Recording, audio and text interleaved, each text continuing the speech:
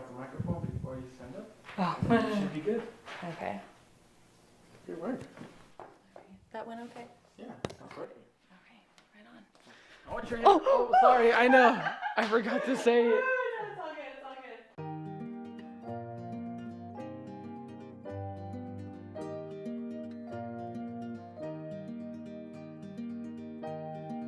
good. Like all the time. All the time when I have something in my life that I really, really, really want, and I'm like, hello, are you listening? Hello? And I want him to tell me. Yeah. So I feel like there have been so many moments in my life where I'm like, I need an answer, Lord, like answer me right now in this way. And sometimes I didn't get an answer. Maybe it was like one of two things. He didn't speak to me in a way that I expected, or he chose to not speak to me, and that was how he spoke to me. But then looking back on those times, I'm like, wait, I did get an answer. His silence was the answer, or this event that happened in my life, or this person or whatever, like that was my answer, and I couldn't see it at the time because I was in the thick of it. And I think what that ultimately comes down to is the fact that God is always moving in my life. He's always working in my life. He's always a part of it. And so if I don't see him or if I don't understand that, it's just because I'm too close to it. And then in a few years I'll see, oh wait, yeah, God was totally there.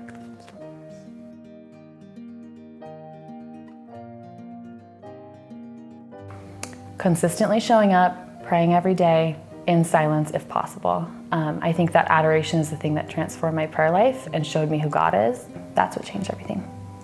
Yeah, try to have that time. Try to take those moments and try to, just stay focused and even be verbal about it.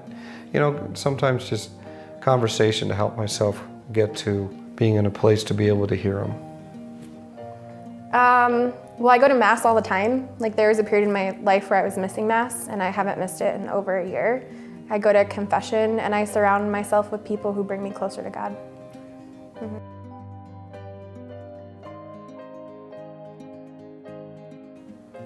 I think so. I think in my job, I'm a school psychologist, and I work with children who have a lot of really horrible things that have happened to them. And I think just accepting them and loving them for who they are, even though I can't necessarily talk about God in my line of work, I think that's how I'm like the hands and feet of God. Like I love them like they need to be loved because maybe they don't have that love in their life.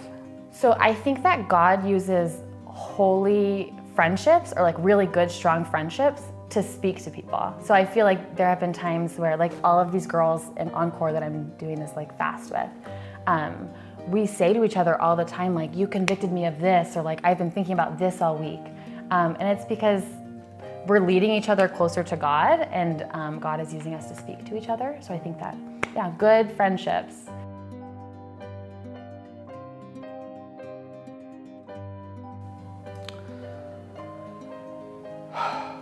God chooses to speak to you in many different ways, and he speaks to people in different ways, and he knows how we will hear him, and I think we need to trust in that.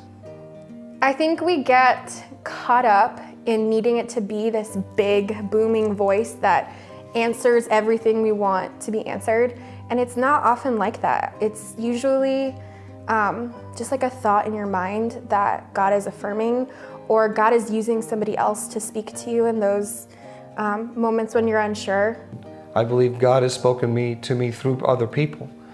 And, they didn't come up and say, God told me to tell you this. That's not what I mean. It was just they gave me information, something that I've been praying about.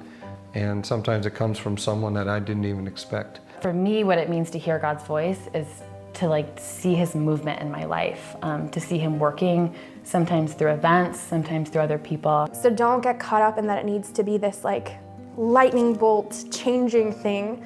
Sometimes the simplest things are the best.